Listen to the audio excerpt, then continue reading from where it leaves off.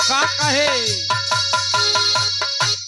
प्यारी हमारा अमर रहेगा, याद करेगा जहां। प्यारी हमारा अमर रहेगा, याद करेगा जहां। प्यारे हमारा अमर रहेगा, याद करेगा जहां। मैं मुमताज हूँ तेरे ख्वाबों की, तू मेरा साहिब-जहां। मैं मुमताज हूँ तेरी बाहों के, तू मेरा साहिब-जहां। मैं मुमताज हूँ तेरी बाहों के, तू मेरा साहिब-जहां। आ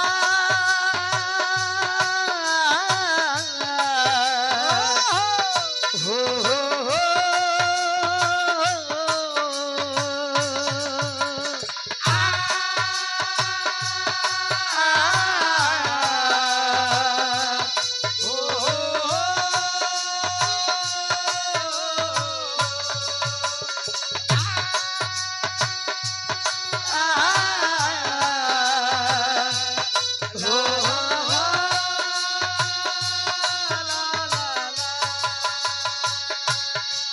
लइका कहे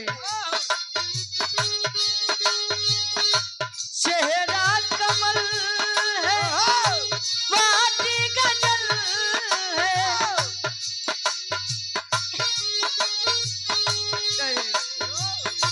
चेहरा कमल है, बाटी गजल है। खुशबू जैसे तो चल चले, तेरा कमाल है, बात गजल है। खुशबू जैसे तो चल चले। तेरा कमाल है, बात गजल है। खुशबू जैसे तो चल चले। सुनील जायसवाल जी।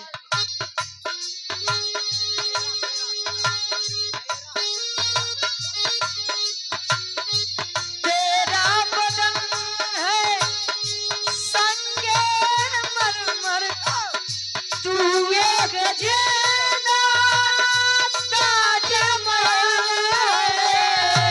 तेरा बदन है साये वाले पाए, वाह। तू एक जीता ताजमहल है। तेरा बदन है साये वाले पाए, तू एक जीना ताजमहल है।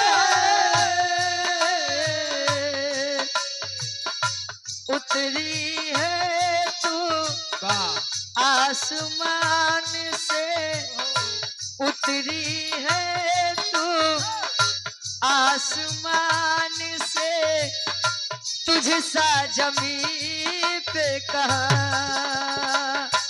उतरी है तू आसमान से, तुझे ताज में पे कहा। उतरी है तो आसमान से।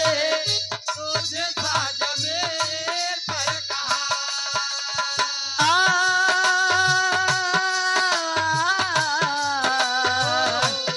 हो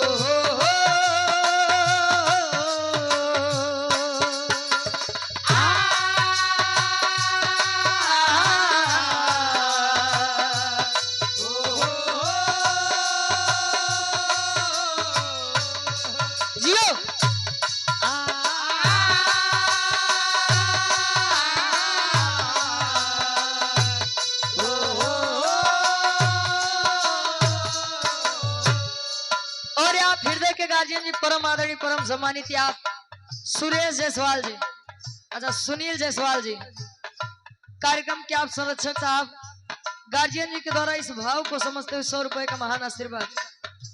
अरे हो दिन रात शौक तरक्की दे कहे, क्या बात है। हमें तुमसे हुआ है प्यार, हम क्या करें,